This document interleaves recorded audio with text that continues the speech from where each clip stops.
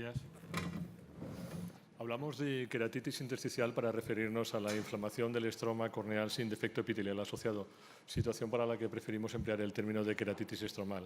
La etiología es muy variada, desde causas infecciosas, a la cabeza de las cuales está el herpes, hasta no infecciosas, destacando el síndrome de Cogan, un trastorno autoinmune que se acompaña de alteraciones auditivo-vestibulares. Bueno, el tipo de queratitis bacteriana más frecuente es el ulcerativo, que acabamos de ver, donde la infiltración estromal se acompaña de una ulceración epitelial. Sin embargo, hay tres situaciones en las que el epitelio está íntegro, que es la queratitis por LASIK, la queratitis cristalina asociada al estreptococo alfa hemolítico y la queratitis intersticial, de la que vamos a hablar. En estas, el germen puede llegar a la córnea por inoculación directa, por invasión directa desde los vasos o desde los nervios corneales o por extensión desde la esclera. En todos estos casos, lo que se produce es una respuesta inmune celular y humoral frente a antígenos depositados en la córnea o frente a la modificación de antígenos estromales, acompañados de fenómenos de inmunidad retardada y de depósitos de inmunocomplejos. La causa más frecuente de queratitis intersticial bacteriana es la sífilis, enfermedad de transmisión sexual producida por el treponema, que puede alcanzar la córnea por infección directa o por extensión hematógena, pero que, sin embargo, es muy difícil encontrar una presencia de espiroquetas activas sobre la córnea, por lo que la queratitis intersticial está causada siempre por una reacción inmune. No obstante, dada la posibilidad de transmisión de la sífilis por la córnea donante, recordar que es obligatorio su screening antes de implantar tejido. La sífilis puede producir manifestaciones de uvitis anterior, uvitis posterior, manifestaciones neurooftalmológicas y queratitis intersticial.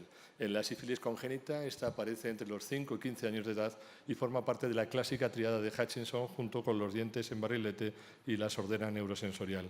En la adquirida puede aparecer en cualquier momento de la enfermedad, siendo más frecuente la sífilis latente tardía unos 10-15 años tras la exposición.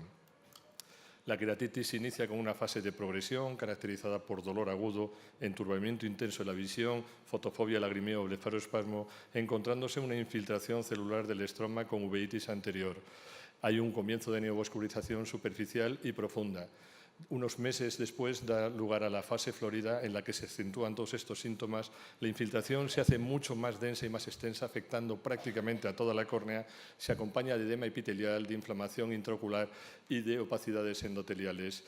La neovascularización superficial da lugar en la periferia de la córnea a una elevación en forma de semiluna, que es lo que se conoce como charretera de vascularización, y la llegada de los vasos profundos a la infiltración estromal le confiere una tonalidad rosa rojiza oscura, que es la típica y característica placa salmón. Unos meses después tiene lugar la fase de regresión, en la que disminuyen los síntomas y la inflamación. La córnea empieza a aclarar, pero siempre queda un cierto grado de opacidad residual con adelgazamiento corneal y astigmatismo irregular. Y los vasos se hialinizan, convirtiéndose en los también característicos vasos fantasmas. En la sífilis es muy característico en esta época, en esta fase de la enfermedad, encontrar a nivel de endotelial depósitos de colágeno que son capaces de tensar e incluso de romper la descemet, y depósitos de material hialino que adoptan estos entramados en forma de red en algunas ocasiones.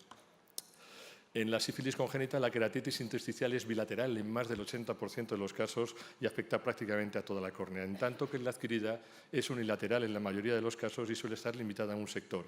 Además, la inflamación es menor y la respuesta al tratamiento mucho mejor. El diagnóstico es clínico, apoyado en los test serológicos, y el tratamiento es a base de corticoides tópicos en pautas individualizadas y muy prolongadas, a veces durante años, lo que permite recurrir a veces a la ciclosporina y al tacrolimus como ahorradores de corticoides.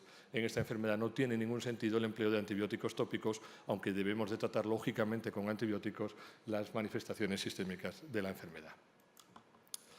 La tuberculosis origina en el ojo escleritis, uveitis anterior, coroiditis y vasculitis. La queratitis intersticial, sin embargo, es muy poco frecuente, es también debida a una reacción inmune y se caracteriza por ser unilateral, periférica y sectorial, pero profunda y muy densa, con una neovascularización muy superficial.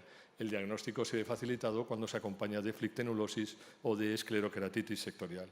El diagnóstico es clínico, a encontrarnos una queratitis estromal en el seno de una tuberculosis sistémica y apoyado por el MANTUS y la radiografía de tórax.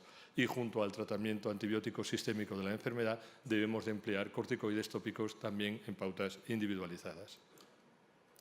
Las manifestaciones oculares más frecuentes de la lepra son el ojo seco, la anestesia corneal, la queratitis neurotrófica y la queratitis por exposición, por afectación de los nervios corneales y de los pares craneales.